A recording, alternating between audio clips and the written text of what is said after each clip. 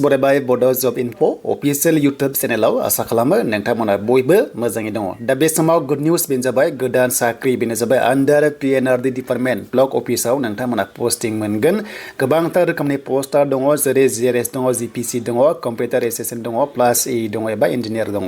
दा बिनि सेलारि selection process फरायनाय बैसो बेसेबां नांगौ पार्सेन्ट बेसेबां नांगौ आं नोंथांमोना गासैबो डिटेल्सखौ होगासिनो दङ।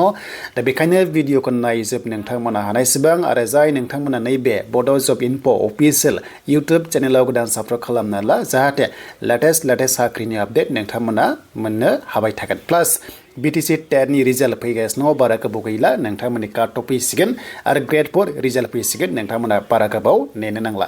दा जियानो जा ब्लक अफिसाव जायफ्रानोखि इन्टारेस्टेड दङ एबा नोंथांमोना ग्रामीण ओनसोलाव एबा रुरेल डेभेलपमेन्टनि आन्डाराव साख्रि मावनो गोसो दङबा कन्ट्रेक्चुअल साख्रि नोंथांमोननि थाखाय लेटेस्ट ओंखारबोदों। जेरै आसामनि CM हेमन्त बिश्व शर्मा बिथाङा जि बाथ्रा होदों बिथांमोना साख्रि होगासिनो नाथाय BTC आवसो दासान्दि साख्रियानो गैथ'थारा।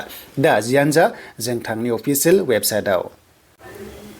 दा जों फैबाय अफिसियेल वेबसाइट PNRD आव आरो फैनाय लोगो लोगो नोंथांमोना बावैनो नोंथांमोना अफिसियेल नटिफिकेशन आरो लोगोसे नोंथांमोननि लिंकआ एक्टिभ जासिगोन।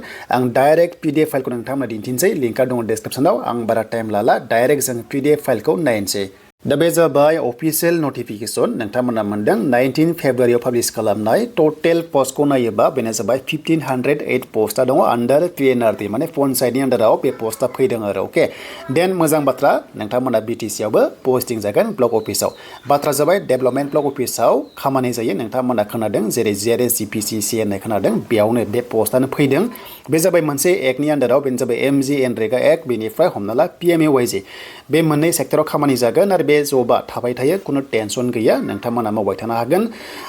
कन्ट्रेक्चुअलबाबो नोंथांमोना माने मोनबाय थागोन आरो नाथाय पस्टआ एसे हेडेक दङ, टास्क थायो, एसे खामानिया प्रेसार दङ ब्लक लेभेलाव अके। जायनो इन्टारेस्टेड दङ नोंथांमोना एप्लाइखौ खालामनो हागोन। दा बेखायनो बिनि एप्लाइ डेटआ 22 फेब्रुवारिनिफ्राय लास्ट डेटआ 22 मार्चसिम दङ, टाइम दङ। नैबे अफिसियेल वेबसाइटआव नोंथांमोना मोनगोन आरो बिनि एग्जाम दङ, एग्जामनि नटिसआ लासै ओंखारबाय थागोन नोंथांमोना आंनि चेनेलावहाय मोननो हागोन।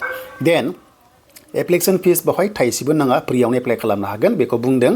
दानिया बे पस्टआव साख्रि मावनोबा नोंथांमोना माने मोजां इंलिस बेनिफ्राय हिन्दी आरो लोगोसे एसामिस एबा बर' नोंथांमोना रोंनाय जानांगोन। मानोना बे जाबाय गामि ओनसोलाव खामानि मावो नालाय नोंथांमोना लेंगुवेजखौ रोंखानांगोन। बिनिफ्राय इंलिसफ्रा जाहैबाय हिन्दीया जाहैबाय माने मेनलि DC अफिसाव कमिशनार अफिसाव DC ADC PD फोरजोंहाय रिभिउ मिटिं जाबाय थायो अके। बावहाय नोङो प्रेजेन्टेसन होनो हानाय जानांगोन, माने रायज्लायनो हानाय बेबादि टाइपनि रिपर्ट होनो हानाय बेबादि टाइपनि नांगौ जायो आरो बेखायनो रोंनांगौ जायो बेखौ बुंदों आरो।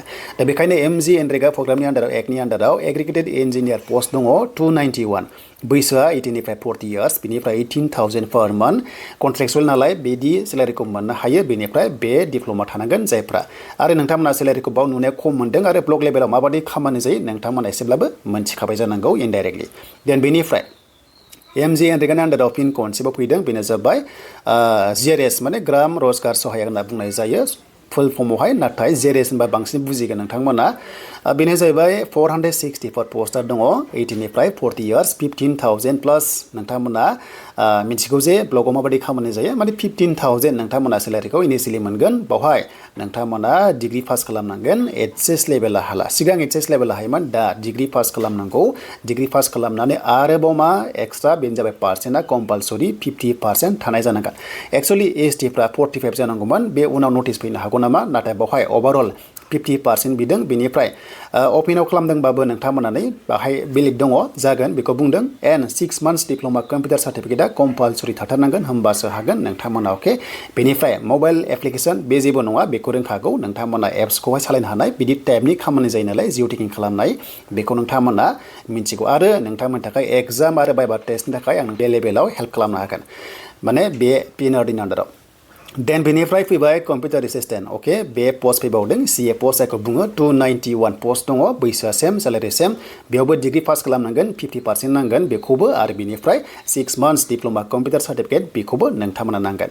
एन्ड बेनिफ्राय आरोबाव लास्टआव ग्राम पन्चायत कर्डिनेटर जायखौ जों मिथिगौ जे GPC नोंथांमोना मिथिगौ ना, PMAYG न' मावग्रा बा जब कार्ड खामानि मावग्रा नोंथांमोना खोनादों जानांगौ, जेरै सार्भे खालामबाय थायो न'खौ नायो। बे पस्ट 462 पस्ट दङ, बेयावबो सेम क्वालिफिकेसन। बावहाय सिगां कमार्स लायोमोन नाथाय दा आर्ट्सआबो बावहाय जाबाय। डेट मिन्स मा ग्रेजुवेट एनि डिसिप्लिन होनना बुंदों सिगां बेवहाय कमार्सआल' हायोमोन बिकमआल' हायोमोन नाथाय दा आर्ट्सआबो हाबाय 50% नोंथांमोना बेवहाय नांगोन प्लास 6 months डिप्ल'मा बावबो कम्पिउटार सार्टिफिकेट टटेल भेकेन्सिया 1508 पस्टआव दङ दानिया माखासे क्राइटेरिया जों नायबावनोसै बेनो जाबाय रिजार्भेसन सीट दा नायदो नै एसटी लाइना बाव दङ नोंथांमोना मोनदों एसटी लाइन दङ बेनिफ्राय नैबे आनरिजार्भआवबो जों मोननो हायो नैबे आनरिजार्भआवबो इलिजिबल जायो नोंनि नाम्बारा जुदि मोजां मोनोब्ला अके देन बेनिफ्राय फिजिकेलि हेन्डिकेपाबो बेयावबो एप्लाइखौ खालामनो हायो बेखौ स्क्रिनशट खालामना लाबानो जाबाय नोंथांमोना देन बेनिफ्राय बावहाय माखासे क्राइटेरिया दङ नै नोंथांमोना मोनदों